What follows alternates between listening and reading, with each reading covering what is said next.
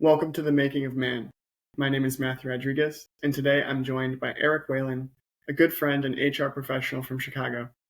Welcome, Eric. Thanks, Matthew. Thanks for having me. Of course.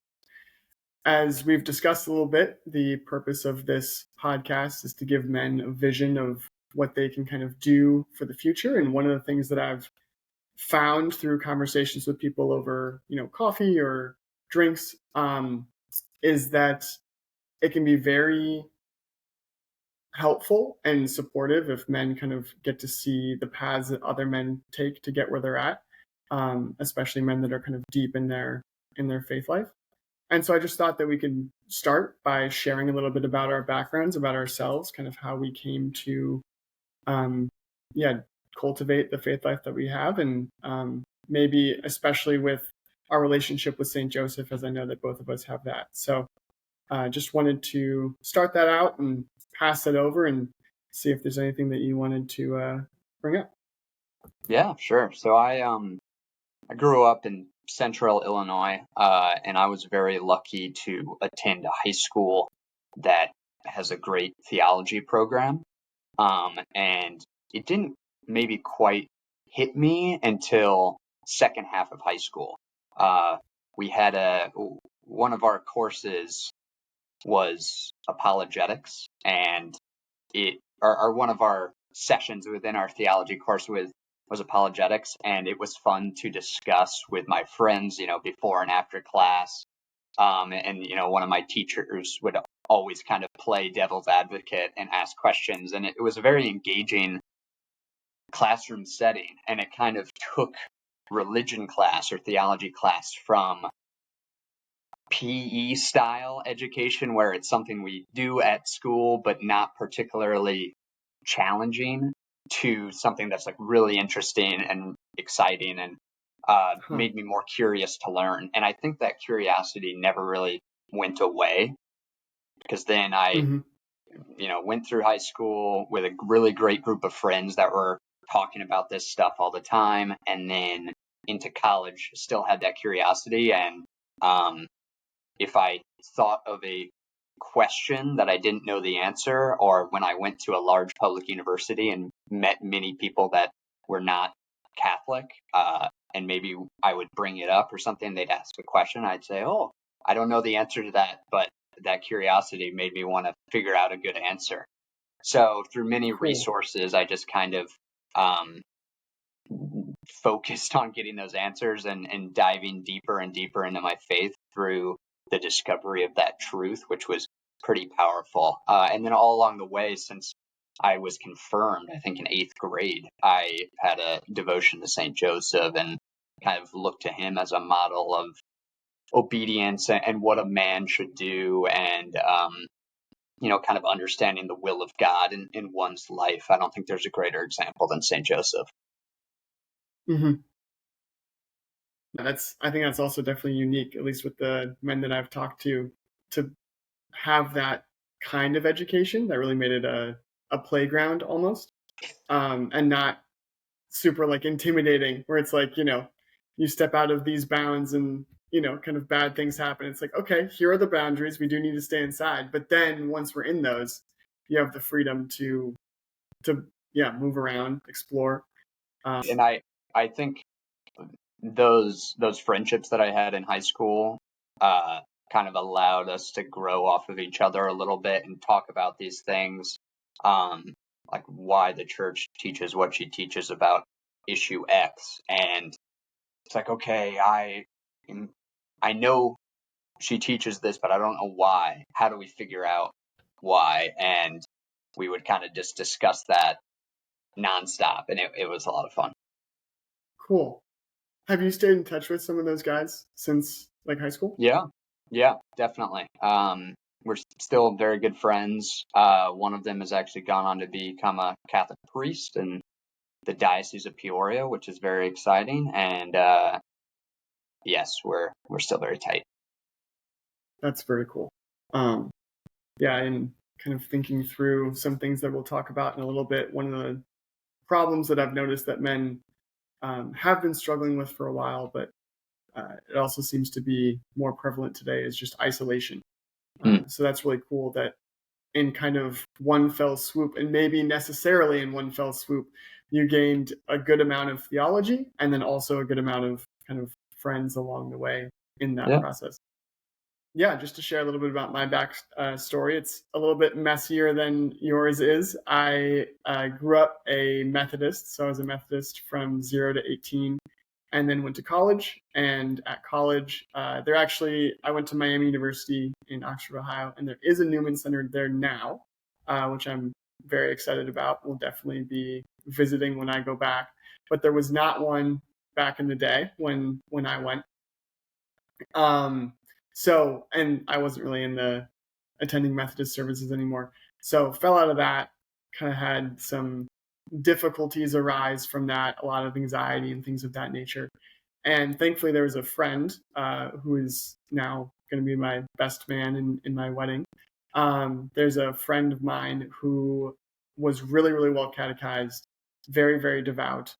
And junior year, I ended up living with him. We were living in the same apartment. And it was like the ultimate experiment, the ultimate kind of controlled variable where everything else was the same. We were we were in the same apartment in the same college, surrounded by similar people. Our friend group wasn't exactly the same, but we did share friends that overlapped. And he just seemed a lot more grounded than I did. And I was like, okay, what is going on? And it was his devotions. It was, he had the Forge from St. Josemaria Escriva next to his bed that he would, read every night, and he would pray before every meal, and he'd go to mass every Sunday, and he'd usually go to confession like once a week as well. Like he just had like these routines that I think at any time are important, but maybe especially in college where other routines have kind of fallen away and you're really left with whatever you develop, like there's no more parental support or kind of structure that you can just kind of walk along. You kind of have to make your own path. And so thankfully he had that. And so that got me interested.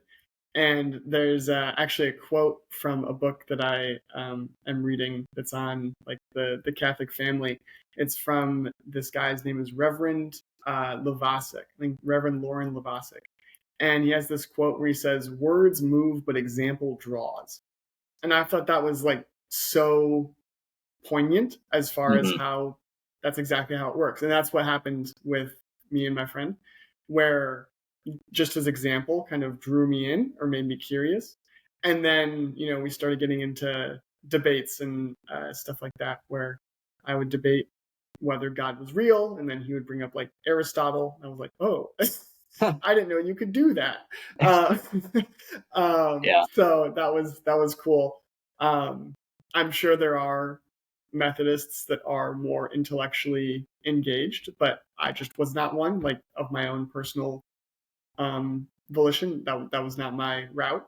And so having him be a Catholic with the intellectual treasures of the Catholic Church really was able to like smack away any of the 2-bit arguments that I was kind of bringing up. It was all thinking that I'm a genius for finding the problem of evil. It's like we've been discussing this for thousands of years, like this is not new. So that was really helpful. And then decided to join the Catholic Church in Easter of 2022. So joined then. And shortly after that, I got into a relationship with a woman who I'm now engaged to.